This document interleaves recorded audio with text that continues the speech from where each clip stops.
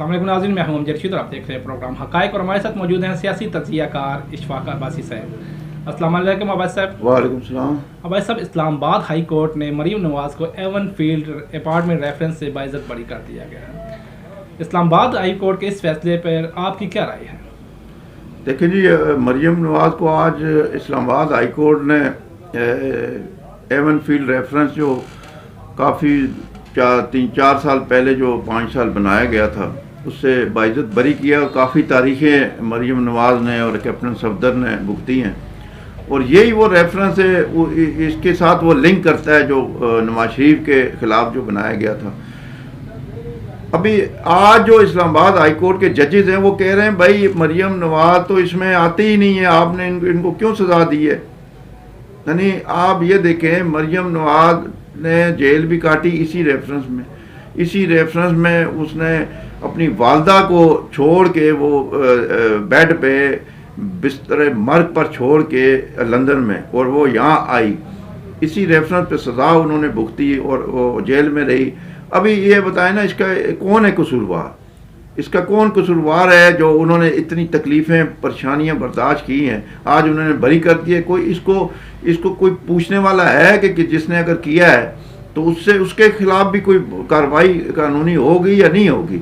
मतलब अदालतें जो हैं हमारी वो इसीलिए मशकूक होती हैं, इसीलिए लोग उन पर एतमाद नहीं करते कि आप जब हालात देखते हैं उसके मुताबिक फ़ैसले देते हैं, उनके खिलाफ फैसले देते हैं। जब देखते हैं हालात के कुछ और हो रहे हैं या कहीं से इशारे आते हैं तो उसके फैसले कुछ और से होते हैं। तो ये काम इस मुल्क में नहीं होना चाहिए। अगर जो झूठ है वो झूठ है, जो सच है वो सच है, जो हकीकत है उसको हकीकत तस्लीम करना चाहिए। अब इस पे झूठे केस बना के इन्हें तकलीफ़ें परेशानियां दी गई पूरे ख़ानदान को। इसी तरह नवाज शरीफ जो है वो उसको उस पर शुरू हुआ पानामा से केस और उसको उस बेचारे को अकामा पे उसको बाहर किया और उसको सज़ा दी गई। उनका भी यही केस है। अभी ये उनका केस भी क्लियर हो गया है, वो भी मेरा ख्याल है हफ्ते 10 दिन में वो भी आ जाएंगे और वो भी क्लियर हो जाएंगे। लेकिन मेरा मकसद ये है कि ये जो इनके साथ जो तकलीफ़ें हुई हैं, ये जो जेलों में भुगते हैं, इनका कौन जिम्मेदार है? ये चीज़ें शुरू से होती आई हैं, इन चीज़ों को ख़त्म होना चाहिए कि ये काम ना हो। कोई भी सियासतदान हो, चाहे वो इमरान खान हो, चाहे वो आसिफ अली जरदारी साहब हो, चाहे वो नवाज शरीफ साहब हो, चाहे वो कोई भी हो, लेकिन हकीकत बयान करनी चाहिए। अदालतों को हक़ाइक़ को देखते हुए फैसले देने चाहिए। ये नहीं है कि किसी ने इशारा दिया तो उसको सज़ा दे दी, किसी ने इशारा दिया तो उसको सज़ा से बाहर निकाल लिया। यही अदालतें थी, यही जजेस हैं, यही कल कुछ और कह रहे थे, आज कुछ और कह रहे हैं। अब मरियम जो है बीबी, वो देखे ना, वो बाहिम्मत है। उनको उनकी सब्र को, तामुल को, उनके बर्दाश्त को हम सलाम पेश करते हैं, जिन्होंने इतना बर्दाश्त किया झूठ को और उनके खिलाफ झूठे केसेस सारे बनाए गए। आज वो बरी हो गई हैं, इसी तरह नवाज शरीफ बरी होंगे। और अब जो है देखे ना, 2 दिनों में 2 फैसले हुए। वो 2 फैसले ही इमरान खान की जड़ों में बैठ गए। एक तो उनका जो साइफर वाला है वो बेनकाब हो गया, चौक चौराहे पे वो भांडा फोड़ दिया गया। ठीक है, ये किसने फोड़ा सब जानते हैं। तो दूसरा, आज जो है मरीम नवाज साहिबा जो है वो बाइज़्ज़त बरी हुई। इसका मतलब ये है कि इलेक्शन अपने वक्त पे होंगे और नवाज शरीफ इलेक्शन जब होंगे तो वो क़यादत करेंगे मुस्लिम लीग नून की, और मरीम नवाज भी इलेक्शन लड़ सकेंगी। अब जो है ना, अब समझ आएगी, अब पता चलेगा लोगों को कि घोड़ा भी मौजूद है और मैदान भी मौजूद है। पहले तो इमरान खान साहब जो अकेले ही घोड़ा दौड़ा रहे थे ना मैदान में, तो अब आएगा मज़ा। अब पता चलेगा किसका पल्ला भारी है और किसके जलसे बड़े हो रहे हैं तो किसके क्या हो रहे हैं। क्योंकि अकेला वो इमरान खान साहब अकेले ही जलसे कर रहे थे, अकेले ही। लेकिन अब पता चलेगा, अब मरीम नवाज लड़ सकेंगी इलेक्शन। उनको कोई अभी नाइल ही नहीं है, उनके ऊपर कोई पाबंदी नहीं है और इंशाल्लाह बहुत जल्द आपको कि नवाज शरीफ से भी ये नाइल पाबंदी खत्म हो जाएगी। बिल्कुल। अभी तो वो मतलब ये भी उसी के साथ ही लिंक करता है ना। वो वहाँ भी यही बात है कि उसको वो कहते हैं कि जो अपार्टमेंट हैं, एवन फील्ड अपार्टमेंट जो हैं वो नवाज शरीफ के हैं, ठीक है। और उसी को लिंक करके मरीम नवाज को भी उसी पर सजा दी गई कि इनका भी वहाँ शेयर है, हिस्सा है। लेकिन आप नैब जो है वो साबित नहीं कर सकी।